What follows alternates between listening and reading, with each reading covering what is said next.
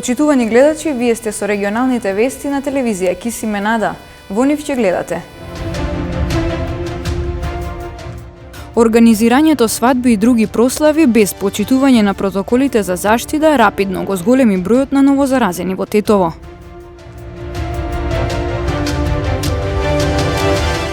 Одбележа на 20 годишнината од загинувањето на 10 прилепски бранители кај Карпалак во воениот конфликт во 2001 година. Одборот на бранители му даде почит на Синадиновски, кој што го изгубил животот на 9 август 2001 година како полициски резервист бранејќи го родното село.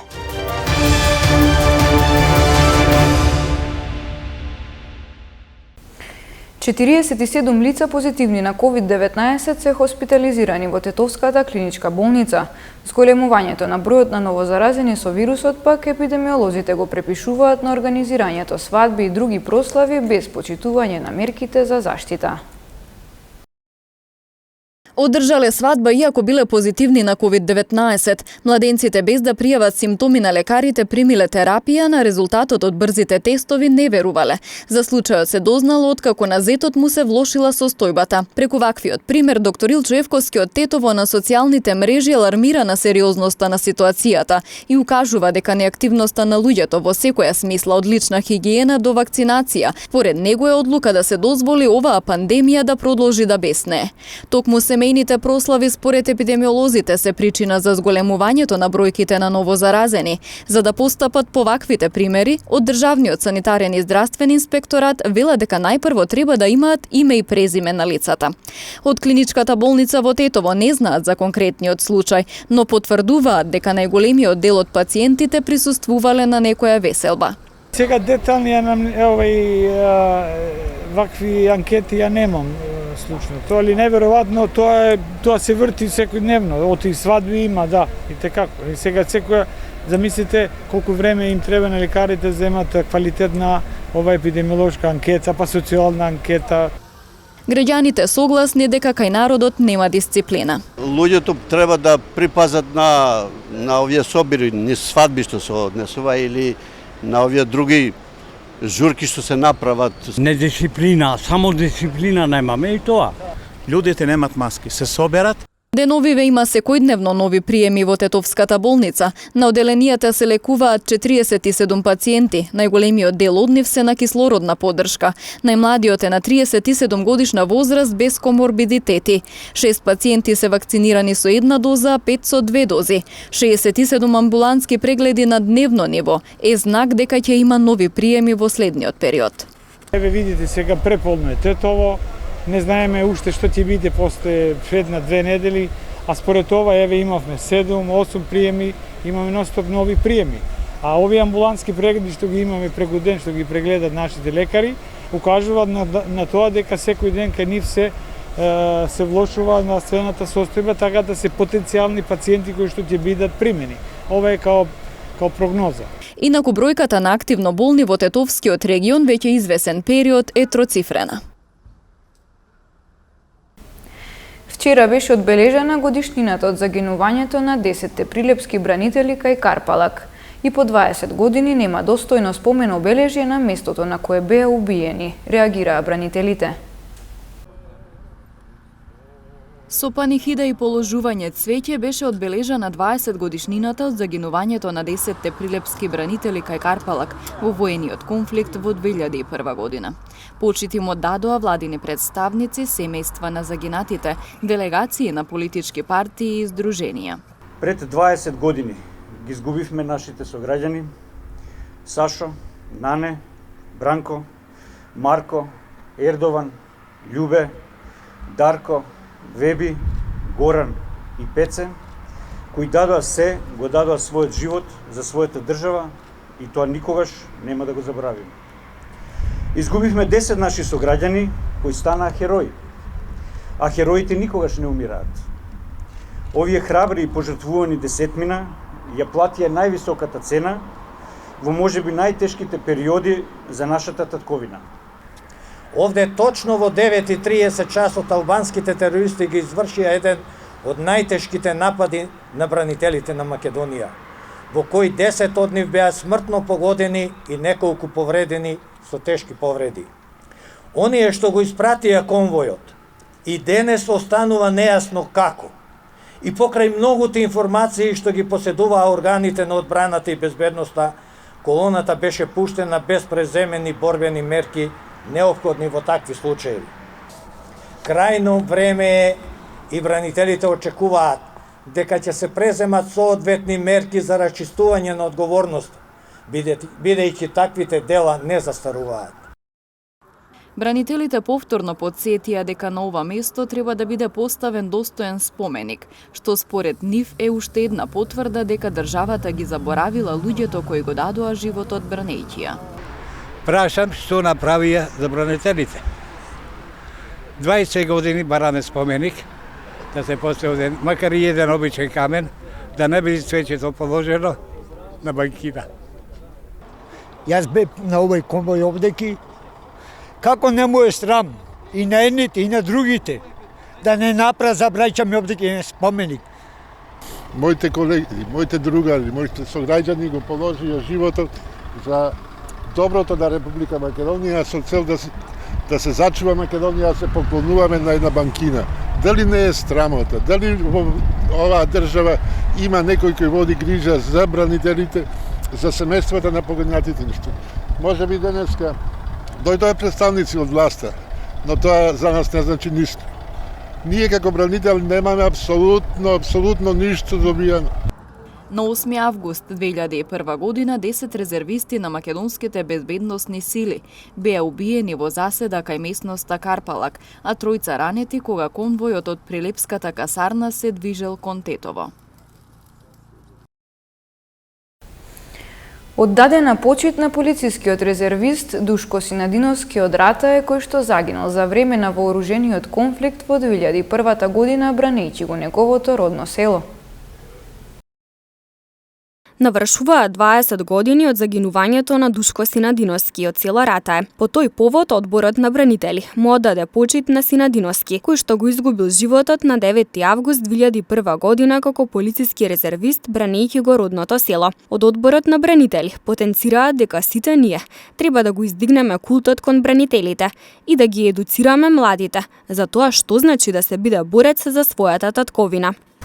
Одборот на бранители како на секое место, така и овде, положи цвеќе и го спомна неговото дело. Меѓутоа, сакам да истакнам дека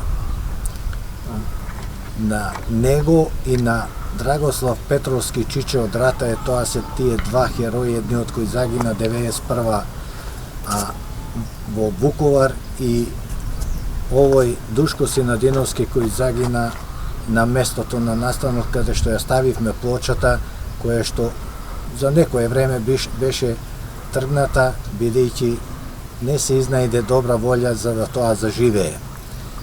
Бранителите нема да го остават тоа така, ќе продолжиме упорно да се изгради споменик на местото на кое што загина Душко Синадиновски, односно во близина на неговата куќа, а со тоа ќе го овековечиме да можат младите генерации да учат како е да се брани државата и која е жртвата што треба да се поднесе ако се одлучи да треба да брани државата.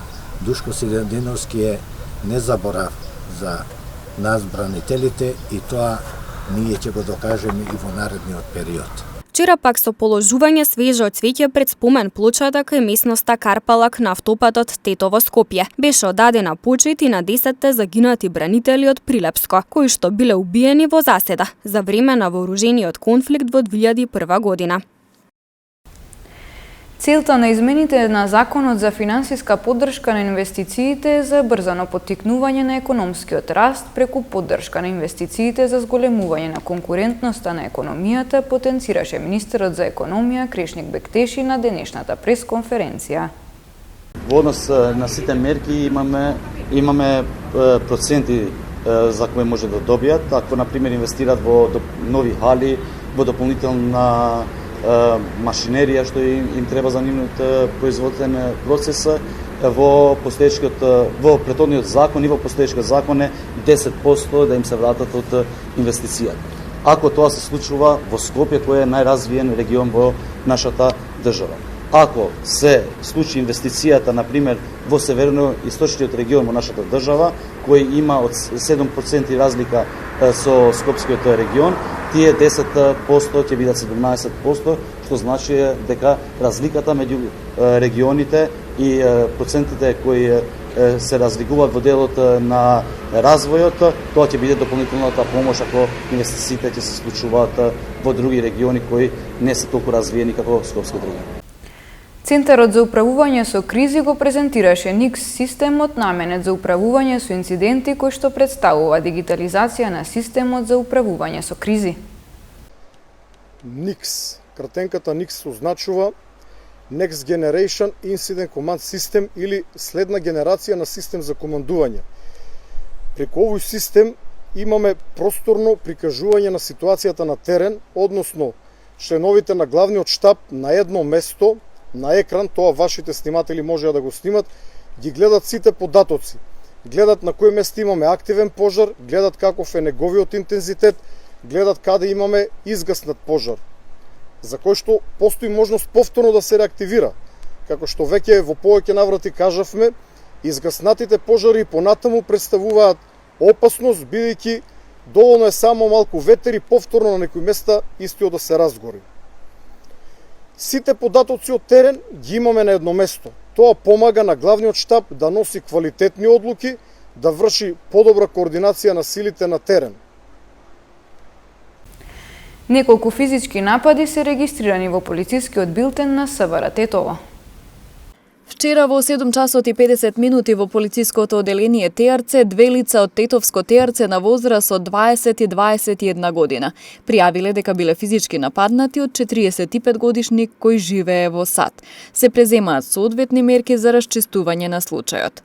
Во полициската станица Гостивар вчера во 1 часот и 35 минути 47 годишник од Гостиварски Градец пријавил дека претходниот ден во угостителски објект бил физички нападнат од 33 годишник од истото село, кој при нападот се обидел да употреби метален предмет. Според пријавеното, тој се обидел да го нападне и неговиот син. Истиот ден во 10 часот и 30 минути во полициското оделение Галате, 33 годишникот од Градец пријавил дека физички бил нападнат од 47 годишникот и неговиот син. Се преземаат мерки за расчистување на случајот, пошто ќе следи соодветен поднесок.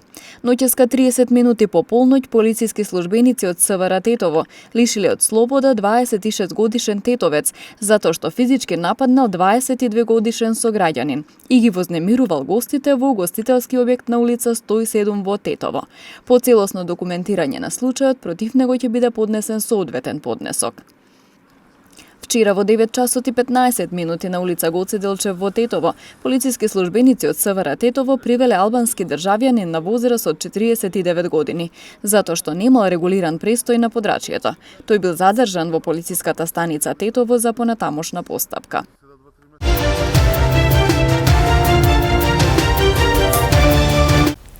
Следуваат информациите од спортот. Изминатиот викенд започна јубилејното 30-то фудбалско првенство на Македонија. Први на стадионите истрчаа прволигашите, кои постигнаа само 6 погодоци на 6 надпревари во воведното коло. Тетово и оваа сезона ќе има 2 представници во најквалитетната конкуренција, кои својот настап го започнаа со нерешени резултати. Бранителот на титулата, екипата на Шкендија, на гостински терен одигра само 0:0 против Тиквеш. Ренова на домашен терен одигра 1:1 против Скопје. Домашните го отвори резултатот преку Рамадани, додека гостите изравнија преку Кировски. На останатите надпревари беа постигнати следниви резултати. Работнички Борец 1:0. Македонија Ѓорче Петров Пелистер исто така 1:0. Брегалница Шкупи 0:0 и Академија Пандев Струга 1:1. Првенството во женската фудбалска конкуренција се уште не е започнато, но екипата на Љуботен активно се подготвува за новата сезона. Тетовските фудбалерки ја забележаа првата победа во подготвителниот период, откако на теренот во Порој го совладаа поранешниот шампион на Македонија и Статов од Дојран со 4:1. Головите за екипата на Љуботен ги постигнаа Живич, бразилката Лулу, Миловановиќ и Ванеска. Со оглед што е прва утакмица каде што 95% екипата е комплетна. Се уште не се воиграни 100% екипата, меѓутоа сум задоволен како резултат како залагањето. Она што е битно е дека пополаку се комплетираме и се справаме за она што е амбицијата, тоа е шампионската титла. Првенството почува за 2 недели од прилика, се надеваме дека ќе бидеме спредни, екипата е комплетна, сите заселувања се пристигнати и се надеваме дека спремно ќе дочекаме првото коло дербито со Шкендија. Па искрено презадоволна сум, али мислам дека треба уште да се работи. Имаме нови заселувања од Бразил и од Србија. Се надевам дека ќе имаме добри резултати во сезоната. Ова беше една генералка, речено, и се надевам дека ќе биде подобра. Па очекувам доста борба и добри резултати, се разбира. Новата сезона во првата женска фудбалска лига на Македонија започнува на 21 август, а во првото коло ќе се сретнат градските ривали Шкендија и Љуботен.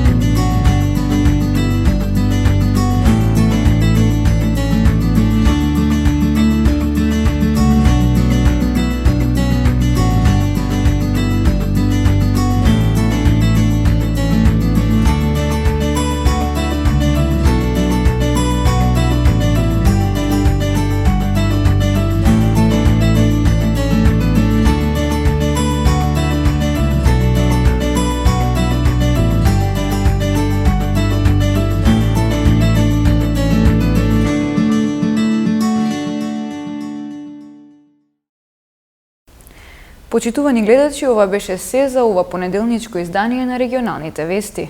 Пријатно!